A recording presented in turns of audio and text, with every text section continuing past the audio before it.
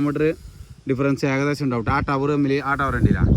പക്ഷെ ആ ടവർമെന്ന് ഒരു ലൈന് പിന്നെ കിട്ടണത് ആ കാണുന്ന ടവർമ കാട്ടാം. മാഷാ അല്ലാ കണ്ട കാണി, ആ കാണുന്ന ടവർമലാട്ടോ. ചേക്കാ പോവല്ല ലോഡൊക്കെ കയറ്റി കഴിഞ്ഞിട്ടൊക്കെ സെറ്റായി. ആ നമ്മളുള്ളത്